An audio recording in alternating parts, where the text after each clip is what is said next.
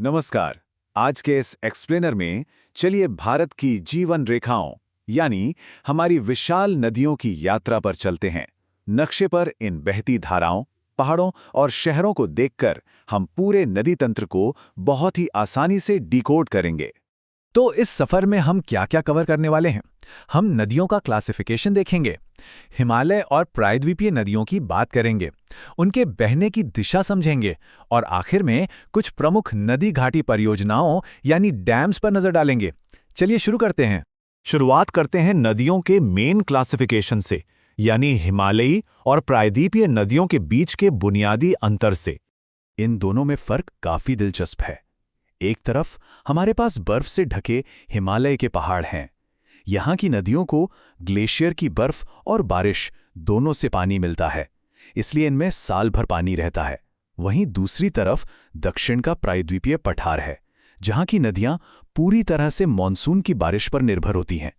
बारिश हुई तो पानी, वरना ये नदियाँ सीजनल होती हैं। चलिए पहले उत्तर भारत की तरफ चलते हैं और हिमालय की बारहमासी नदियों यानी नॉर्दर्न लाइफलाइंस को एक्सप्लोर करते हैं। गंगा नदी का स्केल देखिए, लिटरली कमाल का है। मैदानी इलाकों से होकर बहने वाली ये नदी करीब 2525 किलोमीटर लंबी है। ये आंकड़ा इसे भारत की सबसे लंबी नदी बनाता है। उत्तराखंड में गोमुख के पास गंगोत्री ग्लेशियर से निकलकर बंगाल की खाड़ी तक का इसका सफर बहुत खास है। रास्ते में यमुना, घाघरा, गंडक और कोसी जैसी नदियां इसमें आकर मिलती हैं। ये पूरा नेटवर्क मिलकर भारत का सबसे बड़ा नदी बेसिन बनाता है। खेती के लिए तो ये क्रूशियल है ही, साथ ही इसे सबसे पवित्र भी माना जाता है। अब यमुना को ही ले लीजिए। यमुनोत्री ग्लेशियर से शुरू होकर ये 1376 किलोमीटर का सफर तय करती है। रास्ते में दिल्ली, मथुरा और आगरा जैसे ऐतिहासिक शहर पड़ते हैं और फाइनली प्रयागराज में जाकर ये गंगा में मिल जाती है। एक बहुत ही शानदार संगम। थोड़ा ईस्ट की तरफ चलें तो बात आती है ब्रह्मपुत्र की। तिब्बत में इसे सांगपो कहते हैं और असम में एंट्री करते ही ये ब्रह्मपुत्र बन जाती है। एक बड़ा ही फन फैक्ट बताऊं, इस विशाल नदी को पुरुष नदी यानी मेल रिवर का दर्जा दिया गया है। और हाँ, दुनिया का सबसे बड़ा नदी द्वीप माजुली इसी नदी के बीच बसा है। अब बात करते हैं सिंधु या इंडस नदी की। मानसरोवर के पास से शुरू होकर ये करीब 3180 किलोमीटर तक बहती है।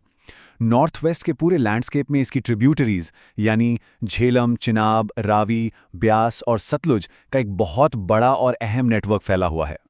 अब जरा दक्षिण की ओर चलते हैं। यहाँ प्रायद्वीपीय भारत की नदियां हैं, जिन्हें हम साउदर्न प्लाटो की नदियां भी कहते हैं। यहाँ सबसे बड़ा नाम है गोदावरी का। महाराष्ट्र के त्र्यंबकेश्वर से निकलकर ये 1465 किलोमीटर तक बहती है। साउथ में इसकी अहमियत इतनी ज्यादा है कि इसे प्यार और सम्मान से दक्षिण गंगा भी कहा जाता है। कृष्णा और कावेरी नदियां भी बहुत इंपॉर्टेंट है। कृष्णा नदी महाबलेश्वर से शुरू होकर महाराष्ट्र, कर्नाटक और आंध्र प्रदेश से गुजरती है।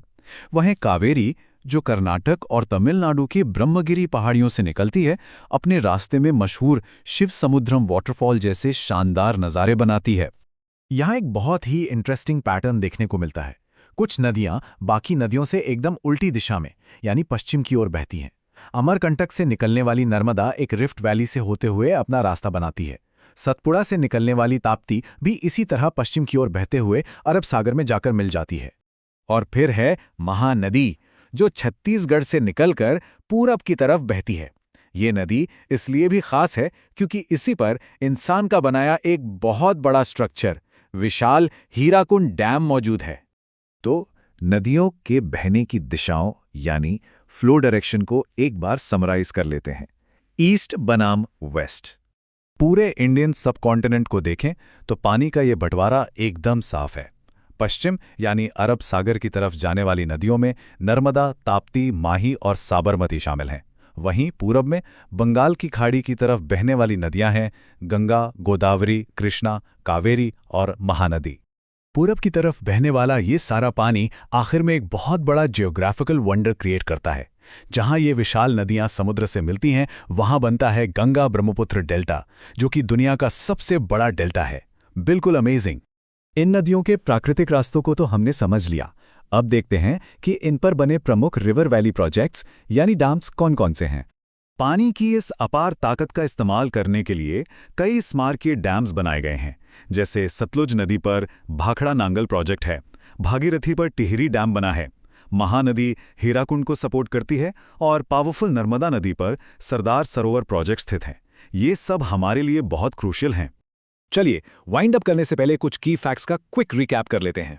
भारत की सबसे लंबी नदी गंगा, दक्षिण भारत की सबसे लंबी नदी गोदावरी, पश्चिम की तरफ बहने वाली सबसे लंबी नदी नर्मदा।